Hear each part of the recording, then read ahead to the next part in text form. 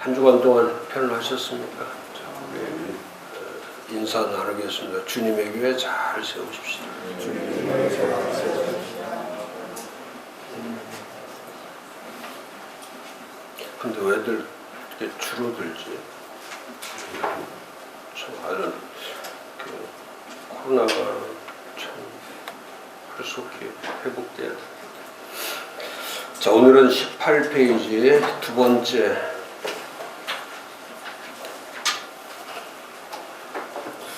코로나 팬데믹이 가져온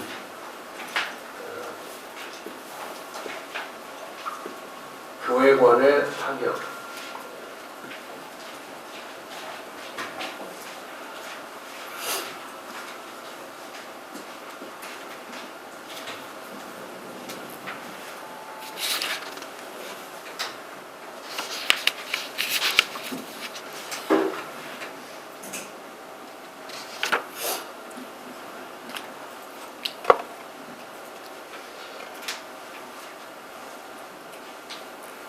그 유명한 신학자인 제임스 페커가 말하기를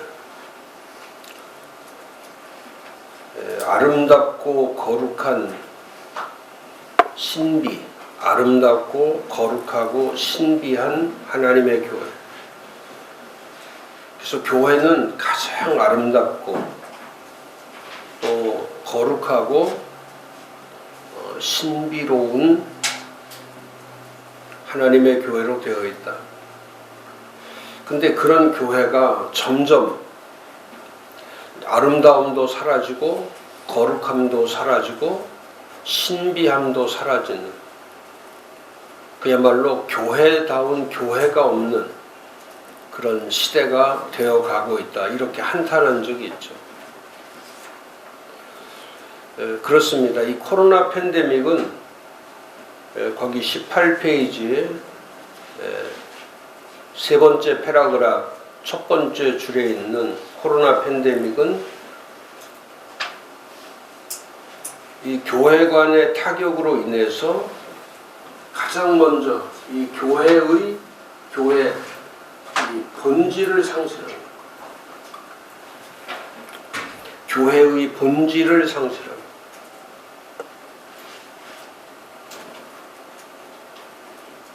그러니까 교회관이 무너지면 이제 교회 본질이 무너지는 거죠. 마치 처치 플랜팅은 교회 본질이 이제 반석 위에 이렇게 세우는 건데, 이 반석이나 터가 없는 교회를 세우려면 반드시 반석과 터 위에, 진리 위에 세우는 건데, 근데 그런 반석도 없고 그런 터도 없고 그런 진리도 없는 요즘 교회는 전부 다 본질적 교회가 아니라 다 기능적 교회죠. 기능적 교회. 예배드리고 뭐 전도하고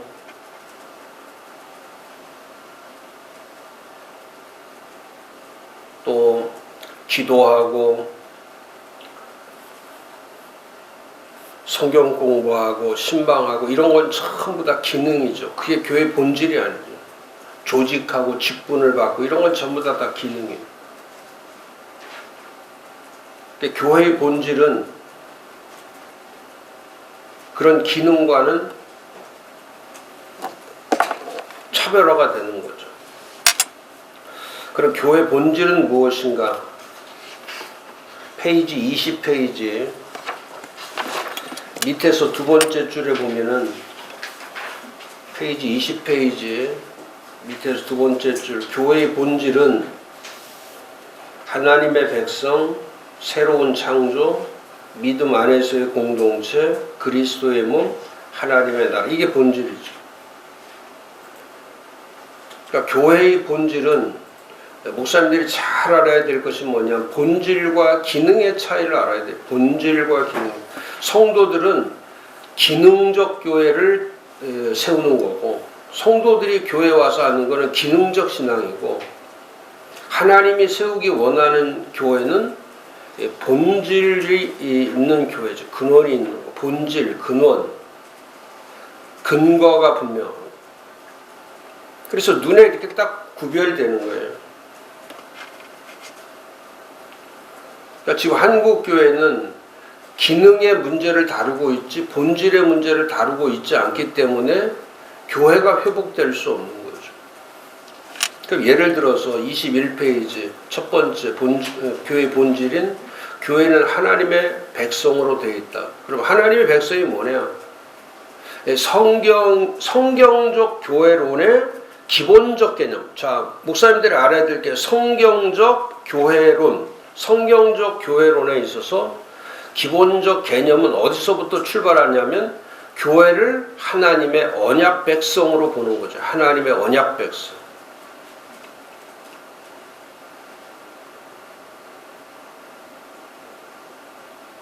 그러나 교회란 하나님의 언약된 백성들을 가리키는 거죠. 그 자체가 본질이에요. 언약된 백성, 하나님의 언약으로 이루어진 백성, 약속받은 자들, 기업을 얻은 자들, 그들을 가리켜 교회라고 하는 거죠. 그게 교회의 본질이에요. 그래서 하나님은 죄인들과 맺은 언약이 있죠. 이 언약은 크게 두 가지가 있죠. 언약의 의미는 지배자와 이 피지배자 사이에 이 군주 언약. 이 땅은 모든 것 하나님이 지배하시고 하나님이 지배하시고 통치하시고 이런 하나님의 지배권이 있는 거예요. 그리고 또 피지배자 사이에 이 군주 언약은 지속적으로 하나님의 주권이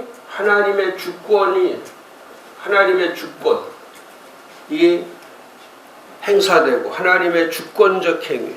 그 다음에 하나님이 이건 주인 되시는 주 되신 분임을 가리키는 거죠.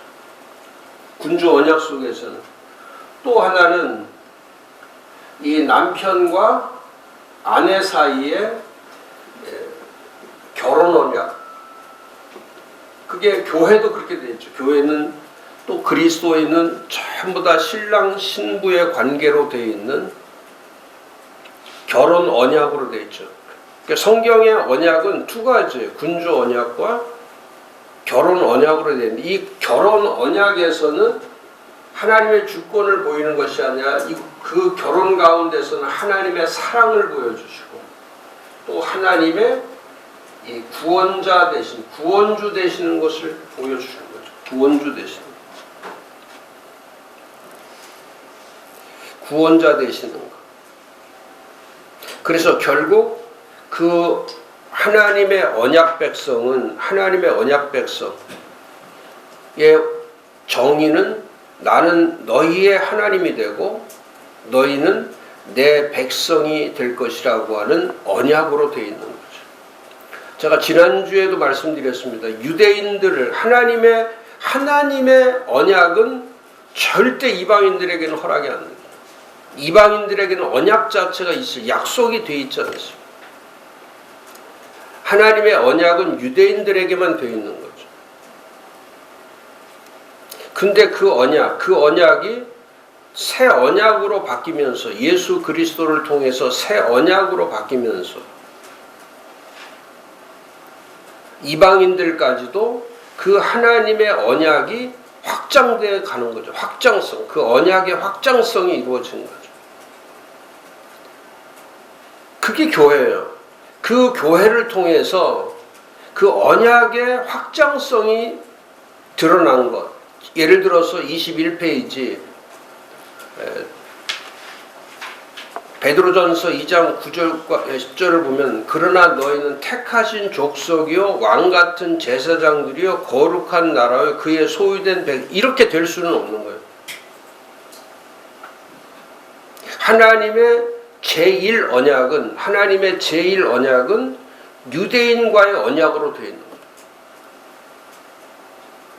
그런데 그 밑에 있는 것처럼 4절 6절에 있는 것처럼 사람에게는 버림바 되었으나 하나님께 택하심을 입은 보배로운 산돌이신 예수로 인해서, 그 예수로 인해서 또 너희도 산돌같이 신령한 집으로 세워지고 예수 그리스도로 말미암아 하나님이 기쁘게 받으실 신령한 제사를 드릴 거룩한 제사장으로 되는, 이렇게는 될 수가 없는 거죠.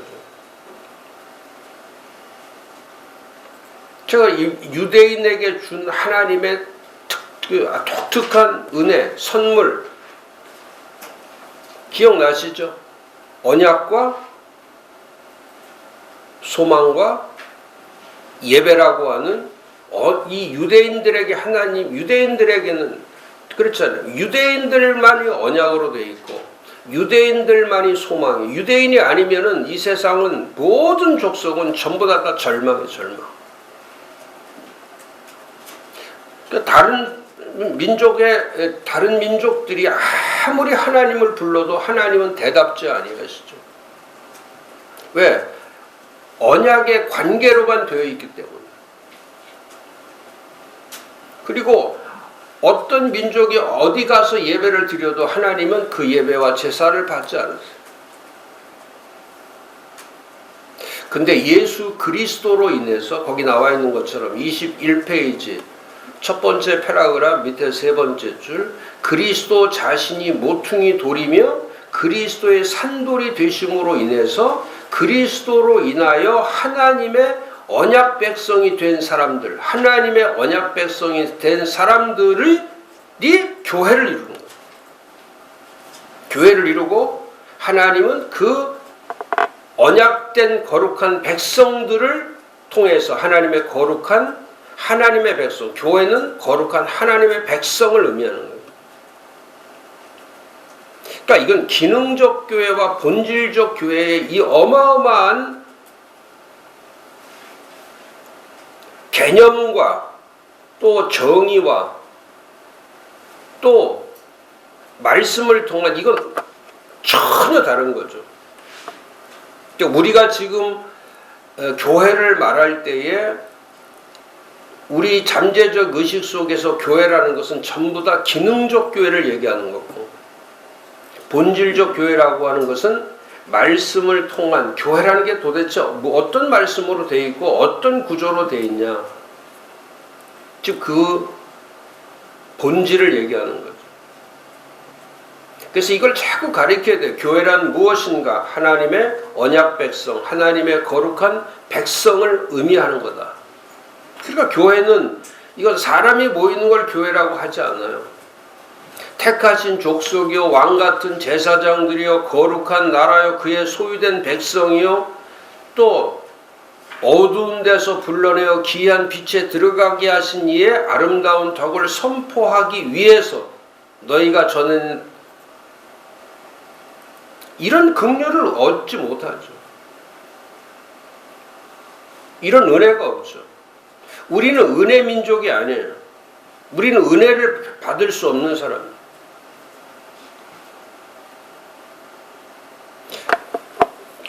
제가 자꾸 설명해요. 하나님은 사람에게 이렇게 직접 은혜를 주는 게 아니라 이렇게 주지 않아요. 하나님은 반드시 예수 그리스도를 통해서만 은혜를 줍니다. 예수 그리스도를 통해서 은혜를 주고 예수 그리스도를 통해서 구원을 주고 예수 그리스도를 통해서 사랑을 주고 예수 그리스도를 통해서 긍휼을 주고 예수 그리스도를 통해서 소망을 주고 예수가 없이는 그건 불가능한 거예요. 그러니까 교회가 보여주는 게 그거예요. 교회는 예수 그리스도를 통해서 드러나는 이 진리와 은혜와 사랑과 이 충만함을 보여주는 곳이 그게 교회예요.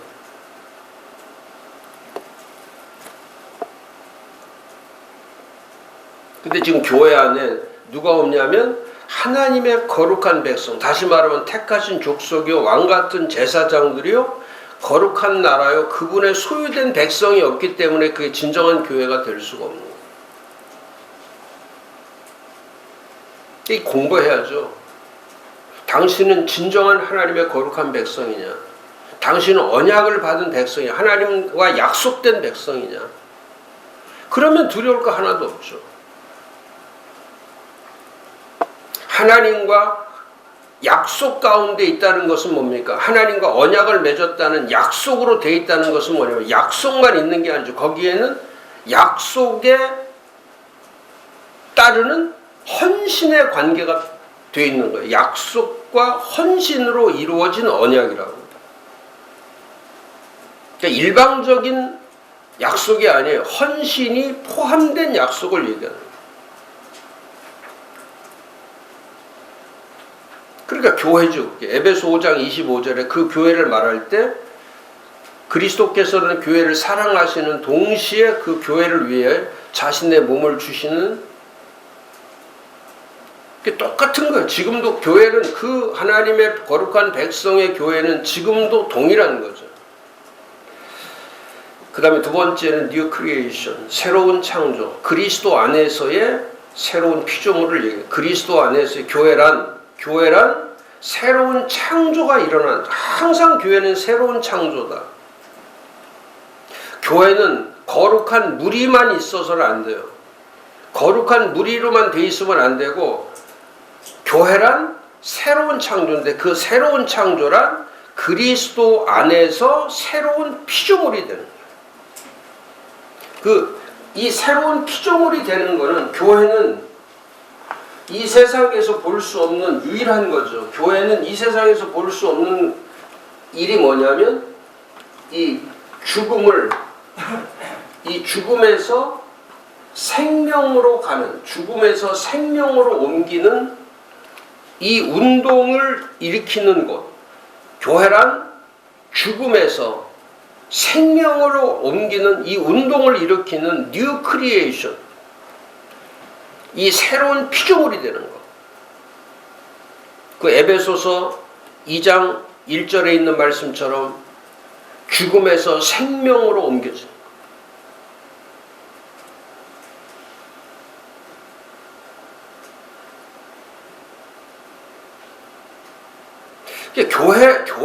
교회만이 거듭난 사람들이 있는 공동체.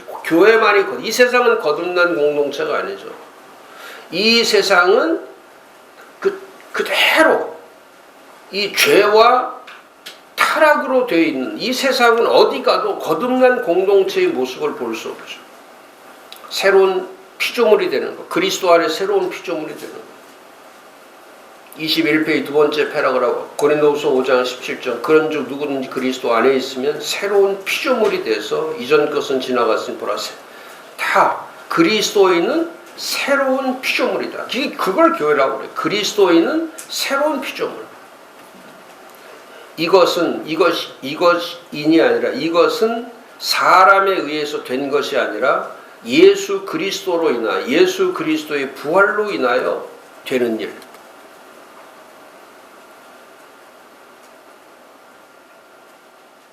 그러니까 교회는 행위로 가는 게 아니에요. 언제나